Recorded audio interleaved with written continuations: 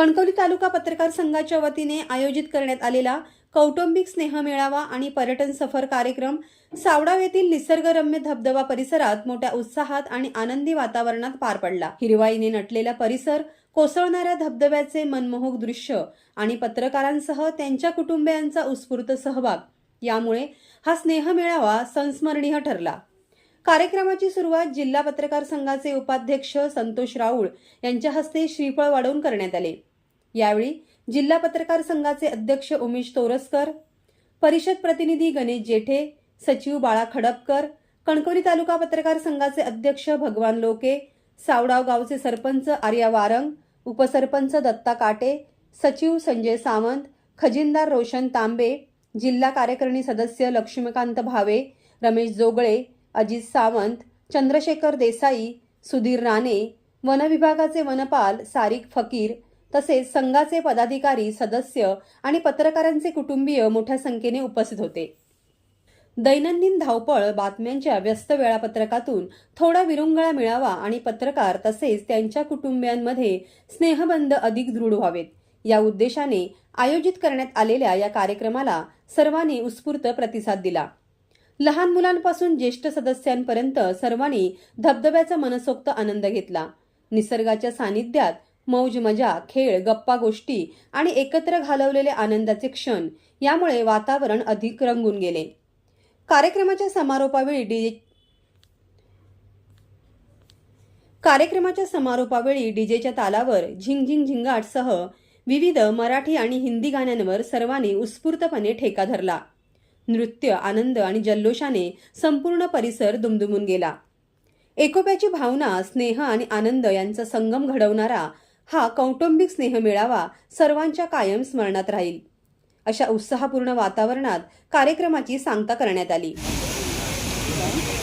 दरवर्षीप्रमाणे सलग 2 वर्ष पत्रकार बंधू आमच्या धबधब्यावरती येत आहेत आणि आमच्या धबधब्याची शान वाढवत आहेत। जे काय उपक्रम ते राबवत आहेत त्या उपक्रमांमुळे आम्हाला त्या सगळ्या गोष्टीचा फायदा होतो की पत्रकार काही गोष्टी आमच्या गावासाठी हिताचीच करत असतात।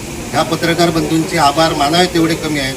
आज कित्येक वर्ष 10-20 वर्षाचे पत्रकार बंधूंनी हा धबधबा नावारूपास आणलेला आहे। पुढारी असो, तरुण सगळे पत्रकार नवीन जे काय सगळ्यांना मी आभार मानतो गावाच्या वतीने आमच्या, की असंच आमच्या पाठीशी राहून आमची या गावची उत्पन्न वाढवण्यासाठी, गावचा विकास करण्यासाठी तुम्ही आम्हाला साथ कराल अशी मी अपेक्षा करतो। माझे 2 शब्द संपतो। मित्र, कणकवली तालुका पत्रकार संघ नियमित अशा प्रकारचा उपक्रम आयोजित करत असतो। गेल्या वर्षी सुद्धा स्वच्छता मोहीम आणि अन्य उपक्रमासाठी आम्ही सर्वजण सावडाव येथे आलो होतो। कणकवली तालुका पत्रकार संघाचे कार्यक्रम नियमित एक दिशादर्शक असतात। त्याचा अनुभव आम्ही जिल्हा पत्रकार संघाने नेहमी घेतलेला आहे। कारण काही त्यांच्या कार्यक्रमाचं अनुकरण करून आम्ही एक स्नेहसंमेलन गेल्या 2-3 महिन्यापूर्वी घेतलं होतं।